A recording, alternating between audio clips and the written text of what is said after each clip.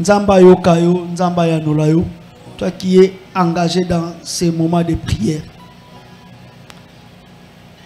Aujourd'hui, nous allons parler de quoi? Nous continuons de parler sur l'onction pour vaincre les combats de la destinée. Nous avons défini l'onction pour dire que c'est une capacité surnaturelle. C'est une capacité divine. C'est une puissance. Ce sont des dispositions. Ce sont des dons. Donc c'est quelque chose d'invisible, mais qui produit des effets palpables dans la vie de ceux qui reçoivent l'onction. Nous avons dit que l'onction change une personne. Même si elle était incapable de faire telle ou telle autre chose, mais si la personne reçoit l'onction pour faire cela, elle aura la capacité. Amen, amen. Nous avons dit la destinée, c'est le livre de ta vie. David a prié pour dire, Seigneur, mes jours sont au devant de toi. C'est écrit dans ton livre. Avant Naya na mokili, avant même Naza na libumu ya maman, okomaki mikolo nanga na buku. Donc Dieu écrit des choses dans son livre. Chacun de nous a un livre. Au ciel, bien aimé, il n'y a pas un seul livre. Au ciel, il n'y a pas un seul livre. Il n'y a pas que le livre de vie. Le livre de vie est là pour ceux qui vont hériter le royaume des cieux. C'est ceux qui vont entrer dans la nouvelle Jérusalem. Mais à part le livre de vie, il y a des livres. Il y a des livres de souvenirs. Il y a beaucoup de livres. Il y a aussi les livres de destinée. Où Dieu écrit pour ma fille Jeanne, pour ma fille Rose, pour mon fils Georges. Il est parti sur la terre. Voilà des choses qu'il doit accomplir. Alléluia. Yesu tango ayena mokili. Tango akoti na temple. Belobi na biso azui livre. Pe atangi. Tango atangi, alobi makambo bakoma wana. Lelo ekokisa. C'est-à-dire qu'avant Jésus, aloba makambo wana, ces paroles-là n'étaient pas accomplies. C'était une prophétie. Mais quand Jésus est venu, maintenant, ces paroles-là ont pris un sens. C'est comme ça aussi avec Dieu. Chacun de nous a des choses au bas comment. Mais tant que nous vivons en côté, ces paroles-là peuvent être sous forme d'une prophétie. Ce sont des révélations. La prophétie annonce des choses à venir, annonce des choses cachées. Donc, via bato ebele et batama na bisakoli. Et batama et komama quelque part. Alors, le quoi la makambone komami na monde spirituel, bien aimé, le monde spirituel, il n'y a pas seulement Dieu. J'ai dit cela, je le répète plusieurs fois. Le monde spirituel, ils ont la kaya nzambe na kaya ténèbres. Donc, le camp des ténèbres, comme ils vont copier, imiter, ils ont aussi imité pour qu'à leur tour, eux aussi puissent avoir des livres. Donc, dans le monde des ténèbres, il y a aussi des livres où on écrit aussi des prophéties des ténèbres, où on écrit des prophéties des malheurs. Que Moutou Oyo atikalaboy. Moutou Oyo tope seye maladie. Moutou ako kufa. Moutou anako balate. Moutou anako botate. Moutou anako voyager te. Moutou anako simba mbongo te. Moutou anako salate. Na famille on a bazalaka ba kizengi. Na famille on a bazalaka ka bongo. Et aussi ils ont des livres, ils écrivent. Ce qu'on vit na yo moutou na mokili, il faut aller vers ta destinée. Il faut, il y a des combat. Amen. Hein? Alors aujourd'hui, sous thème Tokolobaila Ezali, les ennemis de la destinée. Les ennemis de la destinée. Parce que il faut vaincre le combat. Parce qu'il faut que le combat soit nini. Le combat soit utaka wapi. Amen. Hein? J'aimerais aussi que quelqu'un nous aide. Frère Marquis, tu nous aideras. Mais je vais lire les premières références. Nous serons dans le livre de 1 Samuel. Nous commençons au chapitre 9. Il y avait un homme de Benjamin. On notait Benjamin. Nommé Kis, fils d'Abiel, fils de Teror, fils de Bekora, fils d'un Benjamite. C'était un homme fort et vaillant.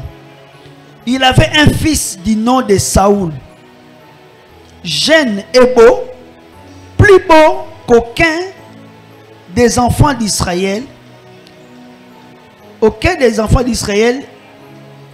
et les dépassant tous de la tête. Les ânesses de Kis, père de Saoul, s'égarèrent. Et Kis dit à Saoul, son fils, prends avec toi l'un des serviteurs, lève-toi, va et cherche les ânesses. Amen. Vous allez me préparer déjà les versets 15. Lisons les 15 à 16. Toujours chapitre 9. Nous lisons au nom de Jésus. Amen. Or, un jour avant l'arrivée de Saul, le Seigneur avait informé Samuel en disant: demain à cette heure-ci, je t'enverrai un homme du pays de Benjamin, et tu lui conféreras l'onction pour qu'il soit chef sur Israël, mon peuple. Il sauvera mon peuple de la main de Philistin. En effet, je vis mon peuple et ses cris sont venus jusqu'à moi. Amen. Amen. Alléluia. Ah, histoire ya Saoul. Saoul was Anan. C'était le premier roi il y a Israël avant David. Mais abotama ki roité. Avivara pe roité. Na famille d'abord pe roi zalakate. Et puis mukolomoko balobi ke Saoul wana zaki kitoko. Pe azaki mbinga aleka batu nyoso tout soki ba telemi. Donc mutu ozomona mutu na ele ki batu nyoso nde Saoul. Donc c'était quelqu'un qui était remarquable. Mais malgré qu'azaki remarquable, azaki sans effet. Azaki n'est sans effet. Amen. Hein? Makamba destiné za bongo. Mutu lela bozala sans effet. Mais lobi na yo yebangote. Mutu avec kozala za ne lokote lelo.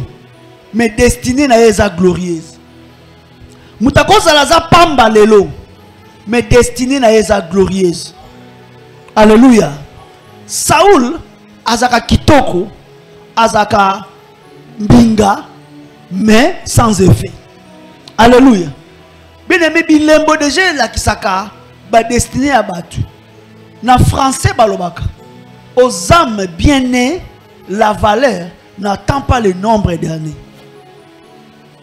Ça dit que ce qu'on botama bien, pour na makamouya bien, makama bien goya ego zelate. Ça dit que les choses de valeur ma force à gangote. Biloko nzamba cha kati na yo wana, oko force ngote. Donc on a destiné moko nzamba bongisa. Mais destiné pas ko batama. Destiné ko bombama oyebité.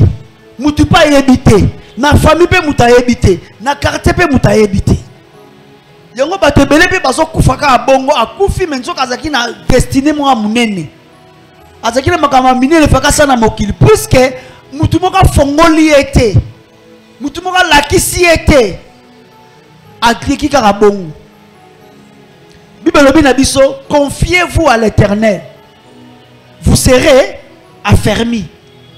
mais confiez-vous à mes serviteurs, vous réussirez. Alléluia. Bato belé bazo vaincre ba combat ya destiné té. Bazo kutana ba ennemi pe belé parce que dans leur vie il n'y a pas une place pour les hommes de Dieu. Je ne les parle pas seulement pour Nabino par rapport au Nangatonga par rapport à non. Je suis en train de les dire. C'est comme ça les lois, les principes du royaume des cieux. Jésus-Christ pouvait dire à ses disciples, croyez en Dieu et croyez en moi. Bien aimé dans ma destinée, laisse-moi te dire que Dieu met toujours un homme. Il va toujours mettre quelqu'un qui va t'ouvrir, qui va t'aider à accéder à la destinée. C'est pourquoi qu'on négligeait Moutouté. Qu'on négligeait Moutaza Pembeni na yote. Qu'on négligeait Batoso Koutalana Bangote. Qu'on négligeait Batoso rencontrer na vité. Parce que tu ne sais pas qui peut tenir ou détenir la clé de ta destinée. Saoul, Moukolomoka Lamouki Balobi nae, papa nae, Bibouele Bungi, Bibouele Zomonanate, Kende Koluka Bibouele. Alléluia. C'est-à-dire que Nzambaye a créé un problème. Pour qu'il n'y ait pas de problème, à côté de la destinée. Je ne cesse de le dire, bien aimé. Il faut, à un moment, on ne cherche pas les problèmes. Quand on a un problème, mais ce problème est il faut qu'on mette ça ensemble. Alléluia. Si il y a un problème, il faut qu'on mette ça ensemble. Parfois, Nzambe abatama na kati ya problème pour aller d'un niveau à un autre. Pour Saoul, ça n'a pas vers destiné na ye. Babungsi bibola papa na ba. Bibola zomo na la te. Et puis baponi mususte baponi kaka ye. Bogar, mbinga. Mais qui bogar na ye, tant que nanu mafuta za likolo na ye te, malgré za bogar, malgré za mbinga, kende ko luka bibola. Alléluia. Ça me rappelle Samson. Quand il y avait plus l'onction sur sa tête, parce qu'il est capable de baser Samson, il retient la machine à foufou. Alléluia. C'est-à-dire que quand les ennemis sont destinés à Conti, babani ko bundi la destinée na yo, babani ko bundi sama kambuno bien aimé, bako sali so même makambu oyo okana to sa na vie. So ko mona ke na vie na yo, okomo sala makambu oyo kanate. C'est-à-dire qu'on se retrouve même dans Moussala Moroboy, Nga Penza, Moussala Boy. Ou comme nous faisons, ah, Nga Penza, Nandimina Fanda Nanda Kwa Boy. Bien aimé, ta destinée glorieuse est à sous Moussikate. Alléluia. Gloire, destinée à Mounene est à sous Moussikate. Là maintenant, l'ennemi veut essayer un peu de te flouer, l'ennemi veut te décourager. Ah, nga dede, ah, otali pina sapato ndenge tengami. C'est-à-dire que l'esprit n'est pas comme la qui sera ma cambouana. Il t'a des sapato tengami. T'as un na pantalon moko. T'as la vie comme salabe. Bien aimé, ta gloire n'est plus loin. Visitation n'est pas sous Moussikate. Saoul azaka est mon côté. Mais Saoul va le poliga yo kaka babi kende ko luka bibwele. Ah, les plus beaux d'Israël, les plus mbinga d'Israël. Non, il était obéissant. Alléluia. Akei ko luka bibwele. Nzoka nena ko kende ko luka bibwele wana. Azo kende, yazo kende na calcul mususu. Mais Nzambe pas zo sa nini calcul mususu. La référence à Bible au temps qui m'a dit que la veille, un jour avant, Nzamba a dit sa prophète. Abine lobby, jeune homme Moraroya, a outi na tributel, ce qui a commis par Kola Mafuta. Yende na poni pour Azala roi. Alléluia. Saoul jusque-là n'a encore rien fait. Saoul jusque-là ne connaît pas. Mais les choses sont déjà décidées pour lui. Les choses sont déjà arrêtées pour lui. bien aimé, et bien nous tambola na mokili ah ozo tambola na se ko kanisa te ke ozo vivre na ba calcul ozo sala sikoyo o vivre na ba calcul ozo sala sikoyo te. Donc tant yoso mona net ke bon ça va, ça nous arrive tous hein, on peut sala calcul bi ah na ozo $100 wana si on a $100 na sala na ko kata boye na ko zongisa boye na ko dépenser boye yo sala calcul ya 100 ozo mona ngo ememe lelo na lobby. Mais quand vous avez calculé à 100, nous avons 1000 les oya. Alléluia. Nous avons 1000 les oya. Ce que vous avez dit qu'on y a 100 aux anango. Vous avez dit qu'on y a 100 aux anango. Au moins, 1000 et dévié. Et raté. Donc, quand vous avez murmuré, il y a bien qui est belleté. Saoul. Basi va décider qu'il y a un roi, mais à éviter. Et puis 21 jours, Babi n'a que Saoul a commis Samuel a zu mafuta a pakolier a sopolier mafuta et puis c'est Saoul nazo wendre on tamba Babi na wendre ozo comme roi ya Israël. Tango ko zonga okokutala na batu boy. Okokutala na batu boy. Okokutala pena ba jeune prophète. Okokutala batu pe bazo sakola. Yo pe kota bandako sakola. Alléluia. Habitango bando sakola au moins la signe sur les bisous et coquille sami. Fais ce que tu voudras. Sala oyo nini motemone kolinga. Bien aimé, quand l'onction descend dans la vie de quelqu'un, ça dit qu'une partie il y a bonzambe. J'aime ninge pasteur Merela teki biso, ça dit que trône nzambe za moko, mais prolongement il y a trône. Et comme il n'était pas là, aussi moi une partie à signature. Au combat nous poser un acte na combat nzambe. Au bani ko poser un acte na combat nzambe. Pour nani mafuta ezali kolona. Babi na Saoul, tangu okomona bilembo no surtout fais ce que tu voudras. Alléluia. Donc Saoul a son onction. Saoul a commis roi. Mais tant que Saoul a commis roi, allons dans le chapitre 10.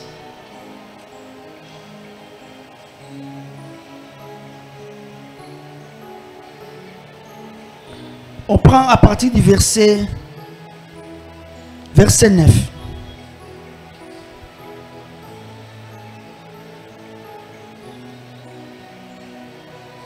« 1 Samuel 10.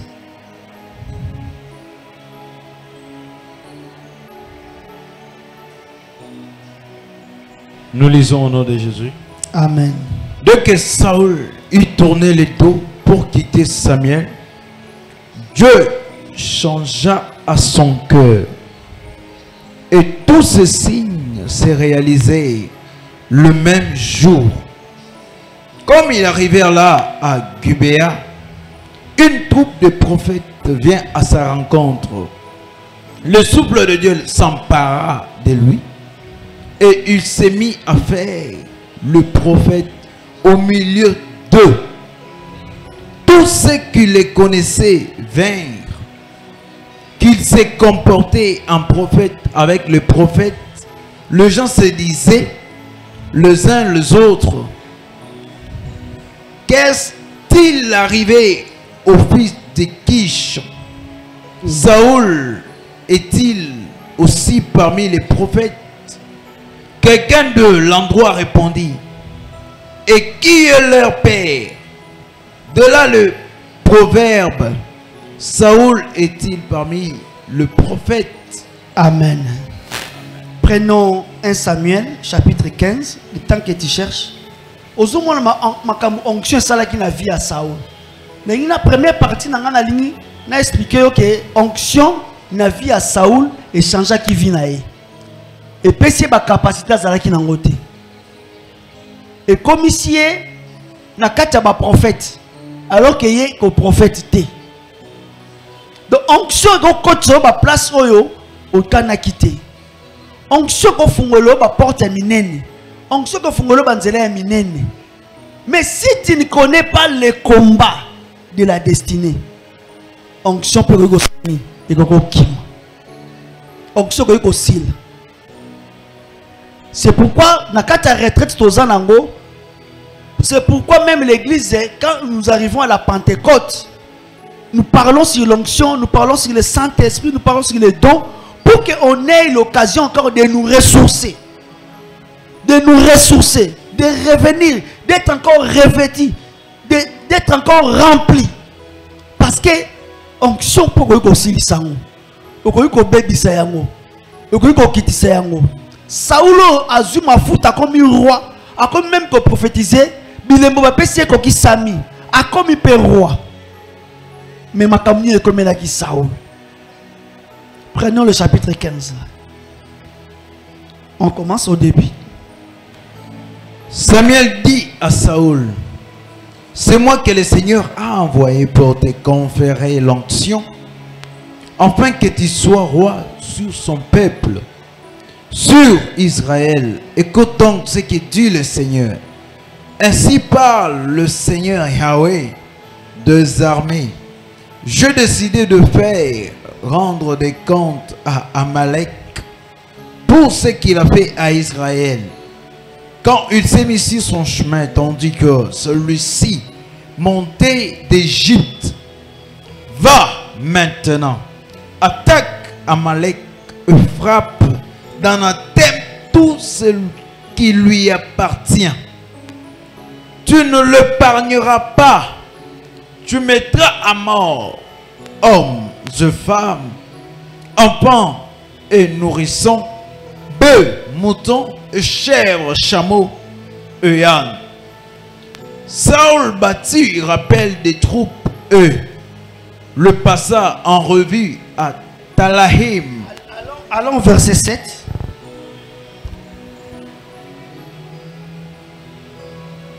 Nous descendons. Saül battit Amalek depuis Haïla jusqu'à bord de Shor, qui est en face d'Égypte. Il prit vivant Agag, roi d'Amalek. Il frappa d'anathème tout le peuple et le passa au fil de l'épée. Mais Saül et le peuple épargnèrent Agag, ainsi que ce qu'il y avait de meilleur dans le petit bétail et le gros bétail, le bête de ses camps portés, et le jeune bélier, tout ce qu'il y avait de bon. Ils ne voulurent pas frapper tout cela d'anathème. Ils ne frappèrent d'anathème que ce qu'il était méprisable et chétif. La parole du Seigneur parvient à Samuel. Je regrette d'avoir investi Saül de la royauté, car il s'est détourné de moi et il n'a pas exécuté mes paroles. Samuel en fit fâché. Il cria vers le Seigneur toute la nuit. Samuel s'éleva de bon matin pour aller trouver Saül. Amen. Amen. Alléluia. Sikoyo Saül a commis roi. Tant a commis roi, Nzamba lobi na ye. Eza na mboka moko na kane la kabandaka. Kende boma bango. Beta nyama batu kotike lokote nyoso tumba. Saül avec l'onction a commis la capacité ya kokende ko sala ba guerre pe ko gagner. Tant a commis na mboka wana batindaki ye.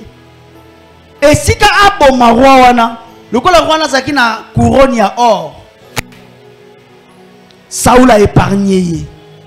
Il y a peut-être zaki na posa azwa couronne wana. Saül a tala na kati cour ya roi, akuti bangombe ya mafuta. Akuti bantaba ya mafuta. Akuti bibwele ya bien. Habite bo pona we ya bien, bo kene bo bomba. Babi oye zaki chétif. C'est-à-dire oye mikie. Oye kauka wana.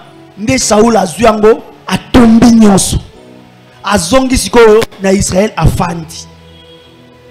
Lobi nango Saül ayebika ke mafuta esaka nini ezaka na mutu na ye. Abimaka saka nini abetaka aganyaka. Mensoka ne acte auti ko sala. Essaie de décevoir Nzambe na lola. Nzamba ebisi Samuel. Samuel qui a ebisi Saoul qui a regretté. Ah, bien aimé, l'onction ne doit pas nous pousser à faire regretter Dieu. Nicolas Yamafuta, le roi Nabiso qui ne touchez pas à mes ouins. Donc, le roi Yosa ouin en Zambé, tu es devenu intouchable. Alléluia. Irréprochable. Naïtawana irréprochable. Intouchable. Mais lui, il a touché le cœur de Dieu. Il a trahi le cœur de Dieu. Pour adociter au Nzambaloba Kinae. Bien aimé, l'onction, Dieu te le donne. Mais c'est à toi de protéger cette onction. C'est à toi d'entretenir cette onction. C'est à toi de faire croître cette onction. C'est pourquoi tu as besoin de jeûne, tu as besoin de prière, tu as besoin de veiller. Et ça va moyen pour entretenir l'onction. Tu as besoin de jour de culte, tu as besoin de jour de culte et adoration, culte et prière. Tout ça pour nous, pour te battre la onction, pour te battre la onction. Nzamba lobi na Samuel. Yebisa Saoul n'a regretté. Yoka réponse à Saoul. Ah, mais on regrette nini. Mais biso to sali kara Nzamba lobaki na biso. Bien aimé, un péché. Surtout si tu fais ce péché là au nom de Dieu, ça attirera encore un autre péché. Un péché appelle un autre péché. Un péché s'attache à un autre péché. Ceux qui ont décidé de rompre na péché moko. Ceux qui ont décidé de quatre na péché moko. Le péché que tu vas entretenir aujourd'hui attirera un autre péché. S'attachera à un autre péché. Il s'ajoutera encore un autre péché. Saoul a bandi kokosa. Mais ça m'a dit, mais nazoka banyama bazolela. Banyama bazolela na sima ya ndaku. Banyama wana bauti wapi. Yoka Saoul. Te prophète, ça la mwelo kote. Et ça kako banyama moko to mone ke za mwa mafuta, et ça bien to baki to bongisa yango to ya to bonzela Nzambe. Alléluia. Alléluia. Habita bondela to bonzela Nzambe ba offrande wana to bonzela Nzambe offrande ya bien. Vous savez, ba to belé bazo fongola ba combat ya ba destiné bon. Bazo ko longa te ba combat ya destiné parce que tu dois comprendre comment est-ce qu'on peut offrir à Dieu.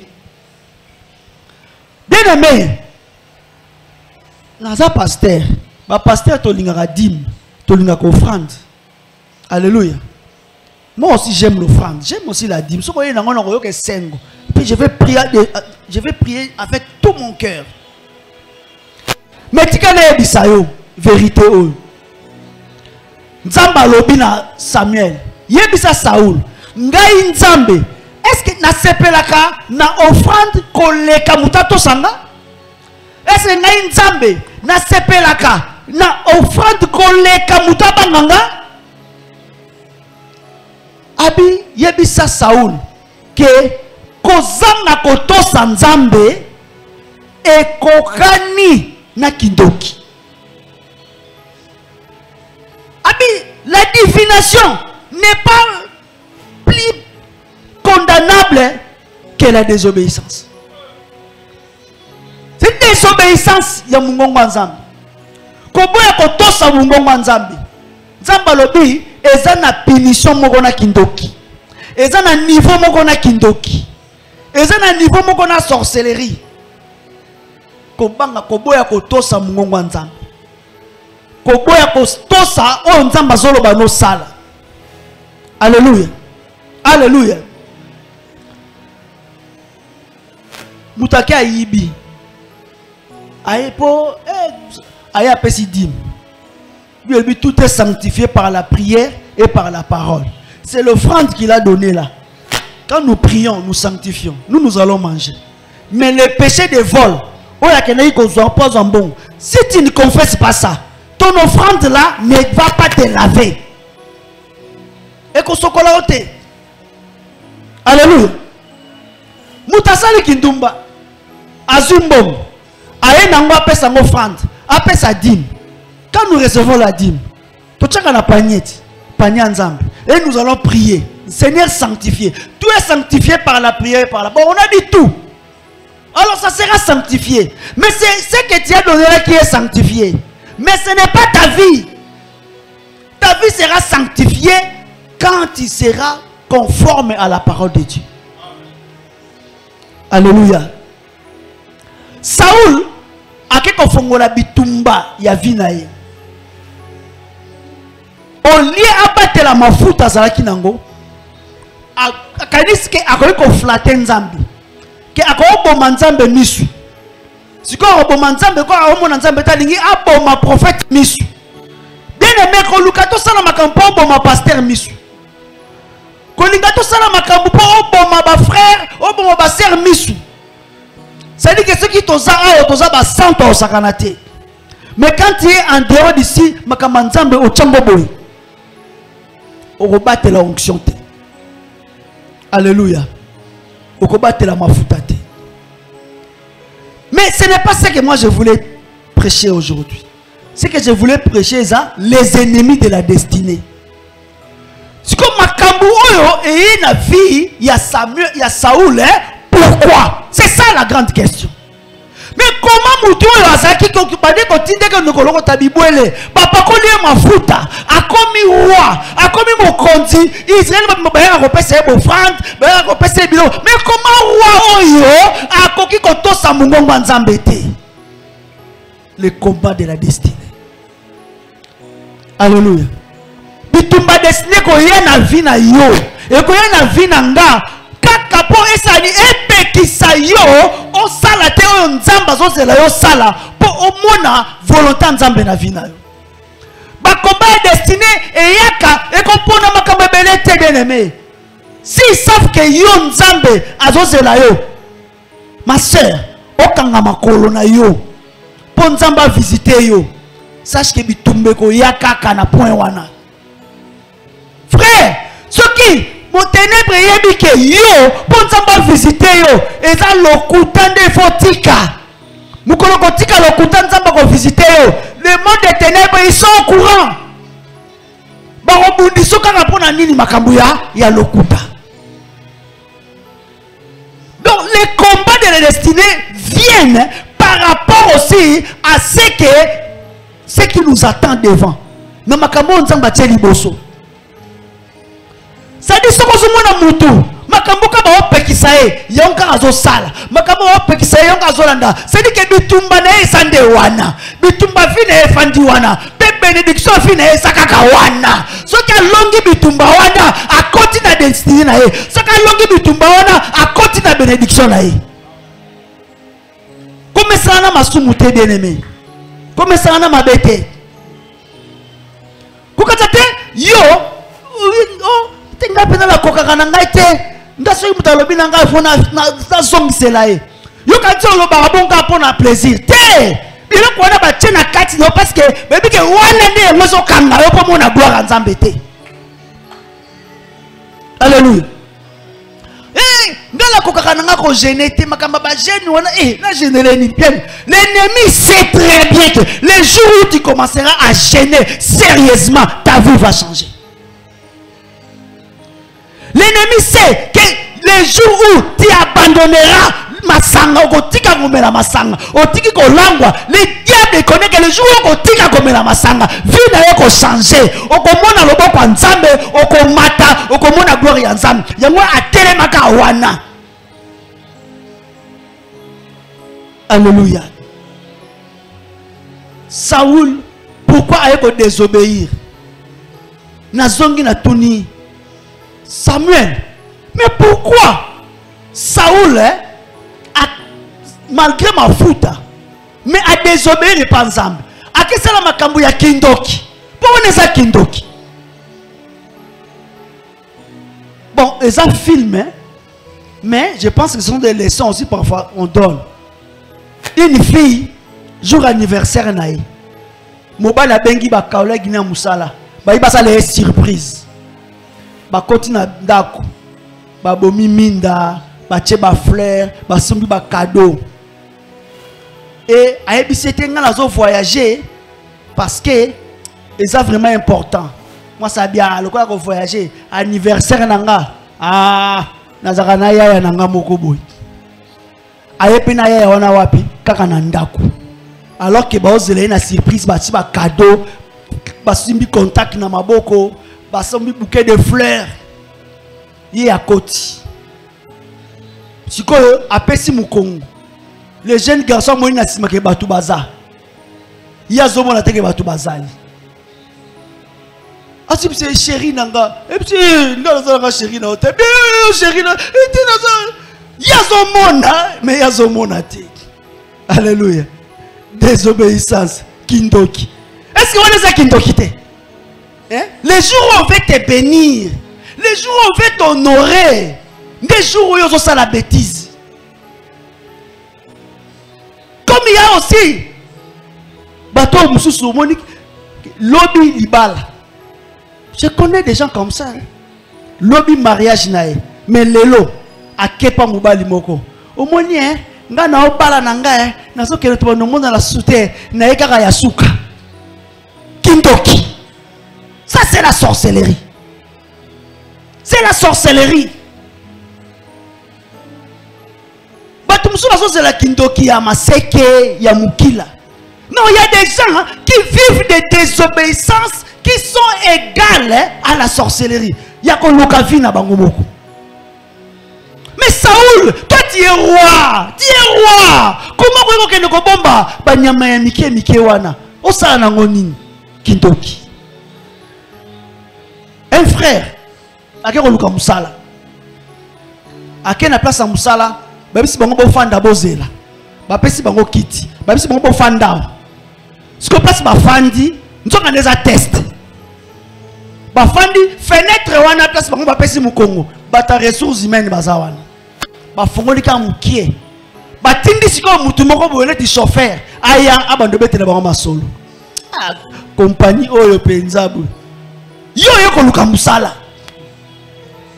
oyebi ko yere pona ko luka musala mutu ayebi te allez ye pa bandi masolo vraiment bato penza o compagnie ndenge ni nangobo bato to ba se biso to ya 7h to comme déjà 10h baso tout na pe batute bato baza respecter abani ko loba ceux qui vont kuna lobi ya yambi ceux qui vont lobi ya yambi critiquer compagnie dans la quotité critiquer compagnie dans nous à ça été interview azo critiquer nzoka nde ressources humaines za wapi ezaka na mukongo ba oyoka alléluia et puis na suka la mo ba bengi bango c'est papa yo banoko loba nini kuna ba otuka ba question ya baba kamba bane koloba akomo beta munoko kindoki alléluia devant ta destinée devant les jours de gloire devant les jours de ta bénédiction keba kindoki esalanini esumukisa yote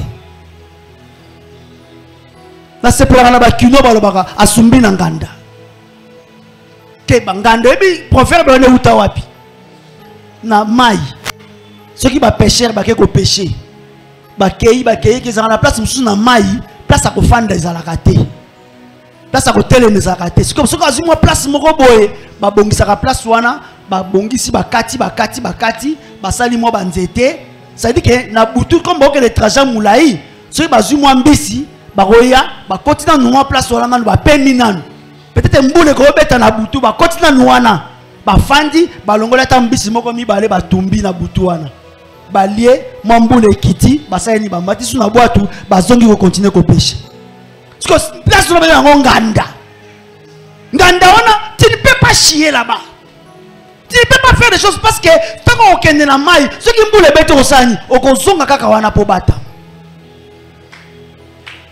Il y a des chrétiens comme ça azana est chrétien mais tant comme il n'apporte à l'ipamboli n'apporte à destiné na ye il faut sumba na nganda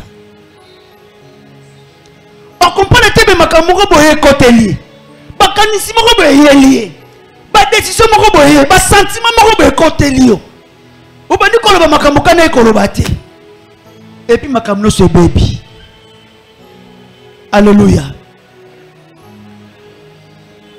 Les combats de la destinée ce ne sont pas des combats de chaque jour mais et ça va combattre na ba jour précis et ça va combattre ka pembeni ya porte ya gloire et ça va combattre ka pembeni ya jour éclat et ya ka pembeni ya jour ya bénédiction Nzamba yebisi Samuel. Tenza te topesa ba verset. Bi Samuel. Omoni kaka Saoul wana. Soki atosaki makamunga na yebisaki. Nalingaki na affermir trône na ye pona libela na libela. Mais Nzamba seni à se repentir. Nzamba tikabi, je dois chercher l'homme selon mon cœur. Alléluia. Bon, non, nous allons continuer à Matthieu. Matthieu n'a pas yo Saoul azanani. Saoul balobi na biso na chapitre 9 de Tangaki. Abi un benjamite qui s'appelait Kis. Azaki na mwana comme on est Saoul. C'est-à-dire que Saoul papa na ye azamo kiteni ya Benjamin. Bitumba ya Saoul, makambo yako sala que Saoul a raté bokonzi, a raté pouvoir. Et outi na Saoul te, et outi bisika wapi, Saoul a uta. Bisika Saoul a bima. Bisika Saoul a origine na ye. Nde bisika bitumba Saoul ye. Babi Saoul aza koko ya Benjamin. Benjamin zaki nani? Benjamin zaki mwana suka ya Jacob. Mais yo katangu Jacob azo pambola bana na ye. Tangu Jacob azo pambola bana maloba Jacob atikela koko na bango. Ndenge yo, ndenge na ngape tozaka na maloba ba koko batika. Maloba ba koko batika pona bana na ye. Maloba ba koko batika pona ba descendant na ye. Ba Saoul pe bazaka na maloba batikela koko na bango. Na prof Genèse 49. Batike la koko na bango maloba nini? Jacob alobi na koko na bango Benjamin. Abi Benjamin, yo ndongo za bongo, oza loup. Oza loup. Soko si poids na yo, il faut ça ko déchirer yango. Alléluia. Donc le pouvoir ne pouvait pas rester longtemps na maboko ya Saoul.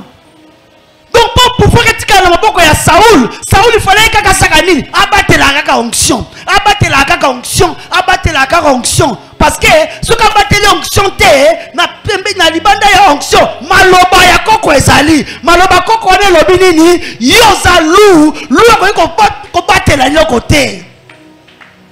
Ce que maloba na kazambwa, donc a roke l'État azunyama ayena ngona mboka. Ba bible lou il déchire. Il déchire. Abebe Saragnos. Osomona bisika loi bomi mutu. Alléluia. Okomona longité, okomona le coloté, okomona lit. Va te déchirer.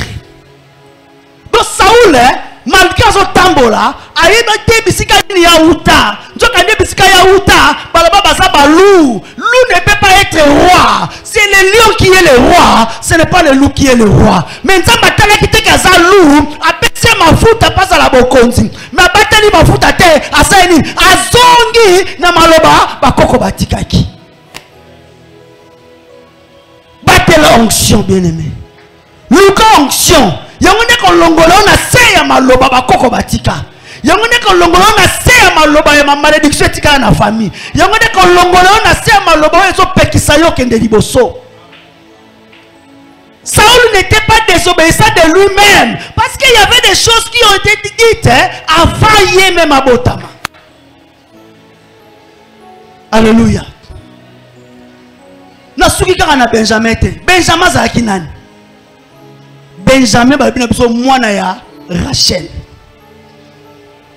Donc mwana Rachel. Rachel azaki nani? Rachel azaki mwasi oyo Jacob alingaki mingi. Jacob alingaki ye mingi. Mais oyebi makambo Rachel asala. D'abord Rachel wana mukolo Benjamin akotama nde mukolo Rachel akufa. Donc ba Benjamin baza bana moko eza libota moko eza na ba problème. Bele mais soko y pas problème ezaka na famille na yo te. Oko kota na destinée te. Faibe ba problème ni ezaka na famille na biso. Bitumba ni ezaka na famille na uta. Bitumba ni landaka biso. Soko yebi yango te. O bano bundisa n'importe quoi. Moi si a uti na famille batu babala kate. Batu ba divorcaka. Batu ba fanda na libala te. Soko ye, on comprend que bitumba na ye ça que famille outi batu babala kate. O bano so ni sa mobali ernyoso. Mobali bano koma mobula basi. Et ça que mobali azana mobula basi po alinga basi. Te, c'est parce que yo maloba monka za likolo na yo ke yo okofanda na libala te.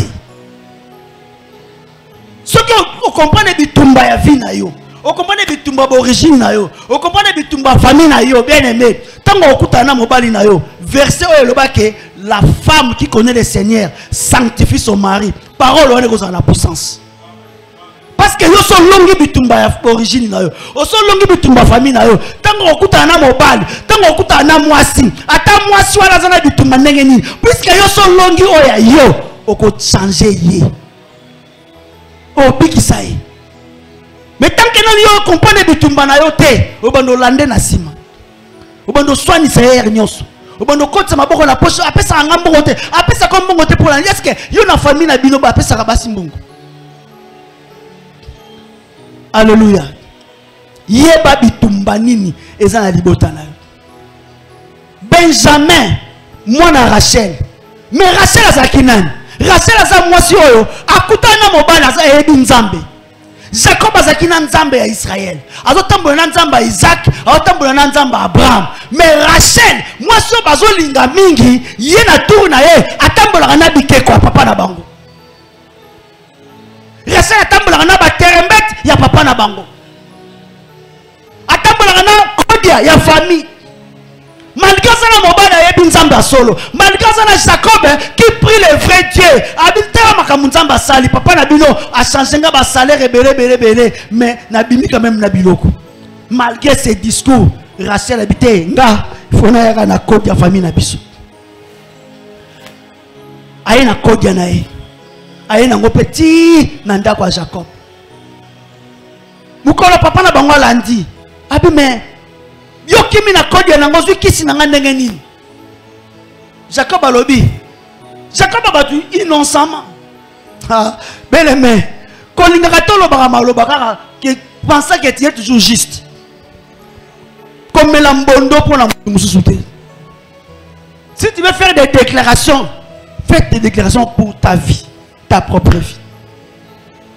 Comme ça, quand déclaration, nda mwana nanga, ceux qui coûtent, ceux qui penda bongo, le bangay, qu'on la palai pour na mwana na ote, qu'on la palai te pour na mubali na yo. Alléluia. Na moni tempe keye, na ebi libota moko, moi ça boya aboma libala po. Après 20 ans, mubali sikoyo, sur 30 ans mariage. Mobile akenda musala 6 heures azonga ndaku 16 heures. Alléluia.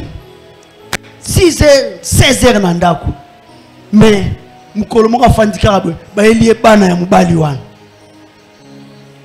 Alléluia. Abi non, c'est pas possible. Non, ba eronga na yebi ba erios. Bal oboti bango muka erni. Quand? Alléluia. Jacob bolingo leka mingi azobisa abi papa ngana zubiloko na hote ye Jacob azaki sika zubiloko na ete mais yebite kaza na mwasi moko balinga bakisi abi tala papa comment il s'appelle encore hein papa Laban ay papa Laban o monde ndenge zabwe biloko na yo wana soki mutu moka zwaki yango na ndaku na ngai mutu wana akufa. Alléluia. Soki mutu moka zwaki akufa mutu wana penza na laquelle akufa po Jacob azolo babongo avec toute sincérité, mais à côté de lui il y avait une femme qui n'était pas sincère et qui n'a pas pe baluki ba monité abomba ki ngona samako. Tant que Kabwani, quelques temps, quelques jours après, ayoki posa robota. Nde aboti Benjamin.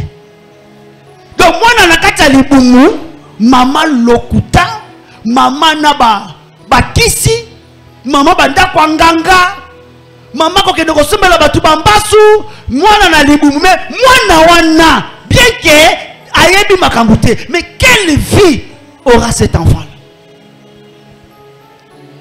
Alléluia. Même Rachel a bébé si destiné à Saoul sans le savoir. A bébé si destiné à Saoul qui viendra des générations plus tard. A bébé si yango pona nini aza pembeni ya mosali na Nzambe mais akendaka ndako nganga asimbaka bakisi azana lokuta. Siko koko na un jour akomi roi mais akoki ko batela bokondité. Akoki ko batela onction te pona nini. Baibisaka koko wana il faut kufa. Omoni maloba wana baloba mutazana bakiso il faut kufa. Esprit de mort wana e bandi ko landa bana ya Rachel. Esprit de mort elandi Joseph. Alléluia. Esprit de mort elandi Benjamin. Ce qui est raté dans la génération et qui dans la génération mususu. Ce qui est dans la génération et qui dans la génération mususu. Nana ko tellement arrêter maloba o. C'est pourquoi même Esther, Mardoché, Bazaba Benjamite. Alléluia. Ba Benjamite. Esther, Benjamite. Donc ba descendant ya Benjamin. Mardoché, ba descendant ya Benjamin. Pour occasion yango, ba zu pouvoir, ba continue à palais royal. Quand ba ko continue à palais royal, sentence quoi ba boma. Ponani maloba kufa elandaka bango.